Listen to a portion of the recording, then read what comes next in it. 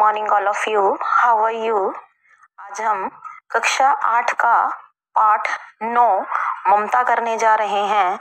यह एक कहानी है बहुत प्राचीन जो जयशंकर प्रसाद द्वारा लिखी गई है।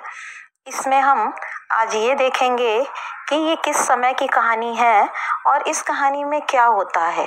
देखो, ये एक ऐसी स्त्री की कहानी है जिसका नाम ममता है और जो महाराज चूड़ामणि हैं उनकी पुत्री है और वह विधवा स्त्री है और अपने पिता के घर पर रहती है। जब वह पिता के घर पर रहती है तो उसके पिता उसे देखकर बहुत दुखी होते हैं और वो सोचते हैं कि मैं किस तरह से इसका भविष्य सुरक्षित करूं। और वो सोचते हैं कि अब देखिए, जब भी कभी युद्ध हो जाएगा और मुगल आक्रमण कर देंगे किले पे तो हमारा क्या होगा, अगर मैं मर गया तो मेरी पुत्री का क्या होगा। इसलिए वो लालचवश रिश्वत के रूप में बहुत सारा सोना चांदी और बहुत सारे रुपए ले लेते हैं। और जैसे ही ममता को इस बात का पता चलता है वो अपने पिता को धिक्कारती है और कहती है कि नहीं, मुझे ये सब कुछ नहीं चाहिए, मुझे ऐसे अपना जीवन ऐसा नहीं निकालना इन सब के सहारे। और वो क्या करती है, उस दुर्ग से चुपचाप से बाहर चली जाती है और वो कहीं ऐसी जगह चली जाती है कि उसको कोई भी नहीं ढूंढ पाता है। और उसके जो पिता होते हैं चूड़ामणि, वो युद्ध में मारे जाते हैं क्योंकि जो दुर्ग होता है जहां वो रह रहे होते हैं उस पर मुगलों का आक्रमण हो जाता है।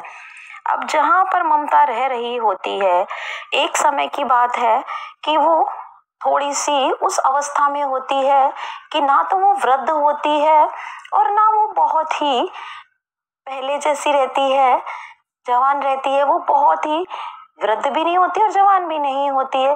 तो वो वहां पर बहुत दूर एक झोपड़ी बनाकर काशी में रहती है।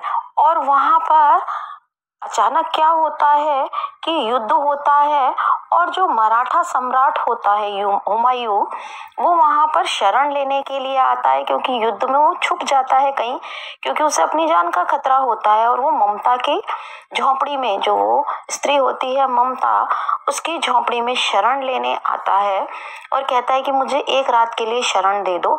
तो ममता सोचती है कि ये कौन पुरुष है, उसके मन में बहुत सारे विचार चल रहे होते हैं, लेकिन फिर भी वो अतिथि धर्म का पालन करती है। जैसा कि हमारे यहाँ बोला जाता है कि अतिथि भगवान के समान होते हैं। अतिथि अर्थात जिसके आने की कोई तिथि ना हो, मेहमान, तो वो उसे एक रात की शरण दे देती है और कहीं दूर चली जाती है, वहीं से थोड़ी दूर चली जाती है क्योंकि वो व्यक्ति उसकी झोंपड़ी में रात को विश्राम कर रहा होता है। और जैसे ही वो सुबह आता है तो वो ममता को देखता है तो उसे ममता कहीं नहीं दिखती, पर वो अपने सैनिकों को कहता है कि अब आप क्या करना, इस स्त्री की झोंपड़ी की जगह इसके लिए एक घर बनवा देना। फिर वो कह के चला जाता है और ममता सुन लेती है उस बात को दूर से खड़ी होके।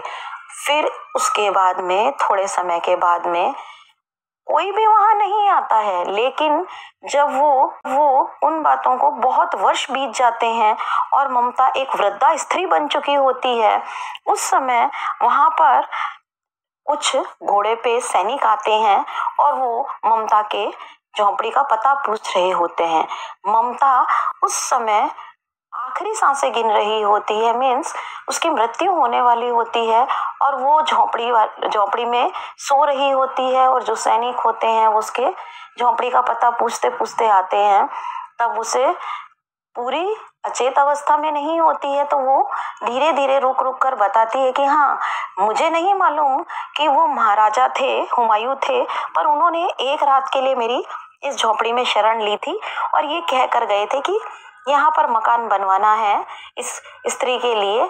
तो अब तो मैं यहाँ से जा रही हूँ, मीन्स मेरा सफर पूरा हो रहा है और मैं इस दुनिया को छोड़ कर जा रही हूँ और तुम अब यहाँ पर चाहे मकान बनवाना या महल, अब मुझे नहीं पता। और ये कहकर वो मृत्यु हो जाती है, उसकी ममता की मृत्यु हो जाती है। और वहां पर जो अकबर थे, हुमायूं के पुत्र, वो वहां पर एक मंदिर बनवाते हैं। उसमें सभी का नाम अंकित होता है, सभी का नाम लिखा जाता है, राजा महाराजाओं का।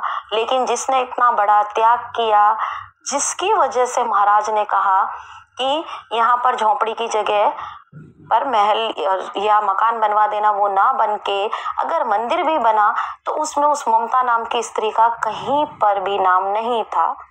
ये थी पूरी कहानी जो जयशंकर प्रसाद द्वारा लिखी गई थी। तो आप भी इस कहानी को पढ़िएगा और समझिएगा। ओके बच्चों, thank you, have a nice day.